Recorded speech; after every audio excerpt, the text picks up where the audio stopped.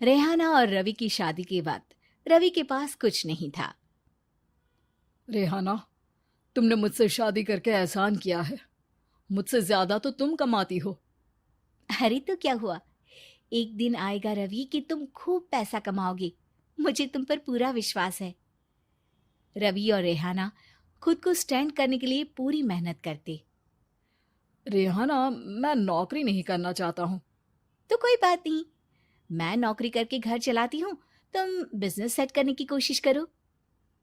एक दिन रेहाना, तुम जानती हो, मैंने जो विज्ञापन बनाने वाली कंपनी खोली थी ना, उसे बड़ी ब्रांड का ऑफर आया है। अब हम लोगों के दिन ब्यारे न्यारे हो गए हैं। मैं जानती थी रवि कि एक दिन तुम सेटल हो जाओगे।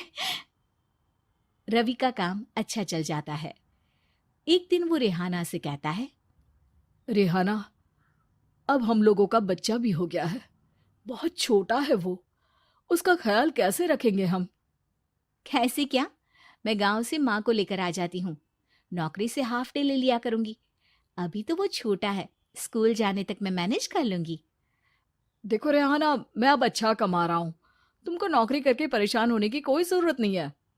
अरे कैसी बात कर रहे हैं, मैं अपनी लगी लगाई नौकरी कैसे छोड़ दूं? और मैंने तो सुना है हम लोगों को कुछ ही महीनों में सरकारी नौकरी मिल जाएगी। सरकारी नौकरी में कितना कमा लोगी? उतने में तो मैं ड्राइवर रख लूंगा। रेहाना को रवि की बात का थोड़ा बुरा तो लगता है। कम से कम मेरी नौकरी की इतनी बेइज्जती मत करो। भूल गए, इसी नौकरी के बदौलत तुमने अपना बिजनेस खड़ा किया है। अरे वो तो मैं किसी के भरोसे भी कर लेता। देखो, अपने बच्चे को संभालो, घर का काम करो। अब बाहर जाती तुम अच्छी नहीं लगती हो। रेहाना रवि के कहने पर नौकरी तो छोड़ देती है, लेकिन अब बड़े से घर में उसकी कीमत किसी नौकर से कम नहीं होती। एक दिन रवि का दोस्त आता है। भाभी, हम लोग तो आपको तब से जानते हैं जब से आप लोग शादी होकर इस शहर में आए थे। आपकी बदौलत ही सारा बिजनेस खड़ा हुआ है। ये किस्मत तो आप ही की है भाभी। हाँ हाँ भाई, हमारी मेहनत तो कुछ है ही नहीं। अरे होगी, लेकिन भाभी की किस्मत के आगे कुछ नहीं। दोस्त वहां से चला जाता है, लेकिन रवि का गुस्सा सातवें आसमान में होता है। देखा कैसे बोल रहा था? अरे बिल्कुल अच्छा आदमी नहीं है ये। कैसी बात कर रहे हैं आप? प्रशांत भैया तो बहुत अच्छे इंसान है रवि। कैसे उन्होंने हमारे मुश्किल वक्त में हमारा साथ दिया था। अरे था पैसा तो साथ दिया, नहीं तो कौन पूछता है? रवि का व्यवहार पैसा आते ही अलग हो गया। वो बंदे को बंदा नहीं समझता। घमंड से घिरे रवि ने तो एक दिन हद ही कर दी। रेहाना, मैं अब तुम्हारे साथ नहीं रह सकता हूँ। क्या क्या बकवास कर रहे हो रवि? क्या कहना चाहते हो? और क्यों नहीं रह सकते तुम मेरे साथ? देखो, मुझे कोई और पसंद है, और उसने साथ रहने पर बस यही शर्त रखी है कि मुझे तुम्हें तलाक देना होगा। रेहाना, जो कि एक स्वावलंबी महिला थी, उसने बिना देर किए रवि को कह दिया, कोई इश्यू नहीं, मुझे पैकिंग में 4 दिन का वक्त लगेगा, लेकिन तब तक मैं तुम्हारे साथ नहीं रहूंगी। 4 दिन के लिए तुम कहीं और शिफ्ट हो जाओ, मैं घर से निकलूंगी तो बता दूंगी। रवि घर छोड़कर चला जाता है। रेहाना को दुख होता है, वो रोती है, लेकिन व्यवहार से स्ट्रांग रेहाना को पति के वापस आने का और उसे सबक सिखाने का पूरा भरोसा था।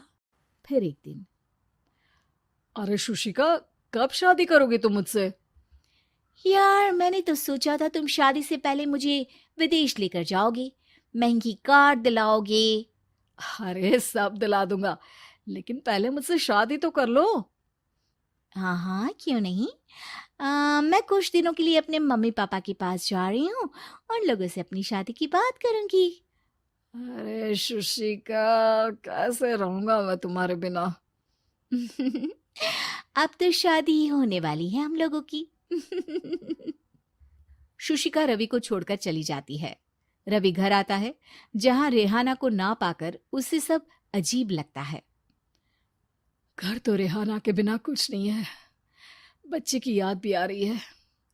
चलो एक वीडियो कॉल कर लेता हूँ। रवि रेहाना को वीडियो कॉल करता है, लेकिन रेहाना फोन नहीं उठाती। रात को सोते वक्त मन कर रहा है मुन्ने को गले लगा लूं। चलो कोई ना, शुशिका से शादी के बाद मेरे और भी बच्चे होंगे। अगले दिन रवि ऑफिस जाता है, जहां टीना खड़ी होती है। सर, आपने अपने नए ऐड के लिए मॉडल की रिक्वायरमेंट डाली थी ना, मैं उसी के लिए आई हूँ। रवि टीना को देखकर खुश हो जाता है। अब शादी हो गई है तुम्हारी? नहीं सर, बस अच्छा सा हैंडसम और अमीर लड़का देख रहे हैं मेरे मम्मी पापा। रवि के दिमाग से तो टीना को देखकर शुशिका का ख्याल भी खत्म हो जाता है। अरे यार, ये लड़की मिल जाए कितनी सुंदर है। शुशिका तो इसके आगे कुछ नहीं है। आ, अब क्या तुम्हें ऐसा नहीं लगता कि मुझसे मिलकर तुम्हारी ये खोज खत्म हो गई है? आप ना, आप तो 2 बच्चों की पापा लग रहे हैं।